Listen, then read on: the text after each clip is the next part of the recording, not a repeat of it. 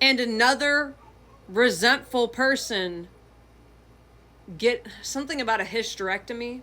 I know someone who resents me that has a hysterectomy. I don't resent you. You hate me because I point out that you didn't protect me when you were capable of protecting me.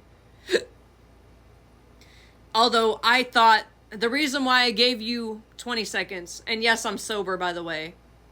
Yes, I'm sober. This is me sober, baby. This is part 6 of my dreams and of the vision and of the mission and of everything he has poured into me in these videos so that it may help you.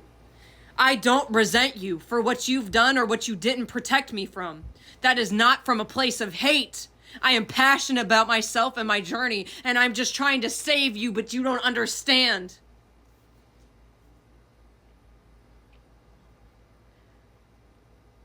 I forgive you for what you did to me as a small child, how you didn't protect me, how you subjected me to unimaginable tortures and people who would use and hurt and abuse and molest and do all sorts of things to me that were wrong. I forgive you. I forgave you before it even fucking happened. I never was mad at you. I'm just passionate about my healing. And things trigger the fuck out of me and I can't help that. This is not from a place of resentment. This is of a place of love. But because the world has diluted passion to make it seem angry or hatred, but it's not. Passion is love. And do I have to be soft for you to get my point? I don't think I need to soften myself for you to get. I love to be soft. I love to be kind. I love to be caring. But I feel like they'll hear me more if I say it. And no, I'm no fucking Karen either. I don't go around getting people in trouble on purpose. I don't get in fucking people's ways. I don't try to make people feel fucking bad. I try to give back every chance I can. Every chance I have what I need to do it. If they are deserving, let me clarify. Because some people will use you and use you and use you, and you have to put a limit on that. Especially with people that you love that are addicts, people that you love that have fallen back into addiction, people that you love that have gone back into lower vibrations, people that you love that you realize you have to distance yourself from, or you try to keep yourself away from them more or less. And you realize you're just healing. God is keeping you up because you are just healing. And it's not for them. They need to do their own healing separately, whether that's around people or around themselves. God will separate you from people when they need to heal and when you need to heal, or even from people that just they're not gonna budge. They are gonna refuse healing. They're refusing God. That's where they are at in that point in their life. I'm not at the same place as these people that have done what they have done, but I'm not saying that's your fault. I'm saying the devil got it through your fucking head to betray me because it's easier to hurt somebody that's good than to take accountability and say I could have done better. What's easier? Blame somebody else or say I should have done better?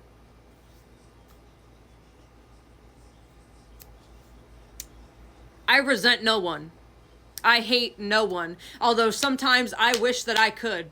And sometimes I say, I hate everybody. I hate this whole planet. I hate God, but he knows my heart. He knows in my heart of hearts I never fucking could. I don't have it in me. I am not capable of that level of fucking hatred, though sometimes it may be easier to do that, to separate yourself from everyone and hide away because they're not keeping you safe. They're not safe people. They're not protecting you. They're not sticking up for you. They are not your people. At least not now. Doesn't mean they can't be in the fucking future. Doesn't mean you can't meet people that will open arms and love you for who you are now. Because you are worthy of love. And anyone that told you you're not, because they feel that they are not, because the devil is convincing them. They're listening to the wrong side. Are you listening to the dark or to the light? You should know whose voice is whose. You should know who's the negative one who's bringing you down and who's the light bringer who is lifting you up. You should be able to tell. And I'm not talking about myself. I'm talking about God. We are all capable of great love and great destruction at the same time. Everyone on earth is capable of being greatly kind and greatly mean. You choose what you do with your power. The fact that you're alive, God has given you power. The power to get up. The power to keep moving. The power to keep fucking breathing. Now, who are you going to surround yourself with? That's your choice. That is. And as soon as you recognize that, hey, this isn't right for me, that's when you got to dip. That's what I always do, even when it's fucking hard. I always find a way out to leave those people, even if I love them and it kills me to leave them, because I have nothing but pure intentions and love for those people. And I want to do nothing more but than to take them with me in my suitcase or give them everything I fucking have, to the point where I'm bled out dry. That is me. You can never steal that away from me. You can also be that. It doesn't make it any less me, even if you have traits that are similar to mine either. That's the other thing. That doesn't make it any less me. Even if we have similar traits or been through similar shit, that doesn't invalidate your experience or who you are as a person. And it also doesn't invalidate my experience and who I am as a person, because we are separate beings, though we are all connected. We are all intertwined, and I have fucking suffered greatly for others at the cost of myself, maybe not realizing the full cost. But now knowing, I'm glad I did it. I'm glad I went through so much pain. I'm glad I was betrayed so much. I'm glad I was hurt, because now God can bring them karma, but karma doesn't always have to be bad. Let me give you an example. That girl who murdered me, or, I was sent back here from, heaven. After that accident, she got sober. She has her own family. She's independent now. She got a car. She got a job. She looks better sober now. I'm proud of her. She did everything she did to me, and I'm still fucking proud of her, and I forgave her before she even fucking did it, even if she didn't take accountability. I didn't need you to take accountability for me to forgive you. I never hated you. I wanted to at some point. I did. I wished that I could. But even when right after my car accident, I was writing in the hospital, praying for you. I was praying that God put his hand on your life. I know that's going to give some people chills, and it just might.